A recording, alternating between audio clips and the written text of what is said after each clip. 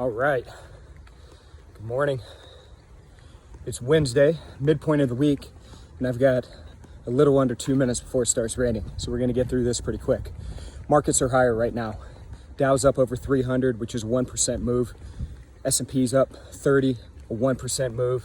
Seeing strength across the board right now, as last night we got positive news out of Moderna, one of the vaccine makers, that they're seeing some favorable results, let's call it that, in their vaccine that they're trying to get out to market, which is good news and really giving this market a nice little bump this morning.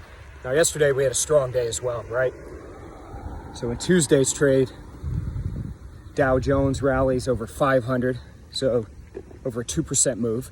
S&P 500 rallied just shy, right around 1.5%. Nasdaq up just shy of 1%. So strong moves in the market yesterday. We're seeing a continuation of that today. Now, again, we're in the midst of earnings season, so we've got a lot of headline risk, and all of that could change at a moment's notice. So just keep your head in there, keep your eye on these markets when trading. Look at some of these other markets, jump over to the currencies, seeing strength in that euro. Now, we talked about this earlier in the week. We have a European summit this week where they're going to talk about additional stimulus measures to, like the US, ward off the negative impact of the pandemic.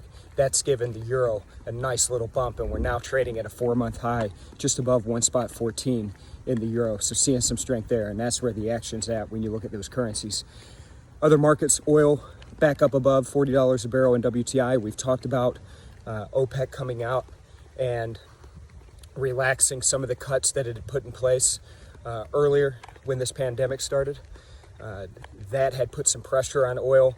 Thought being right now, or speculation is, that the rollbacks of those cuts may not be as extreme as originally thought. So we've got oil rallying.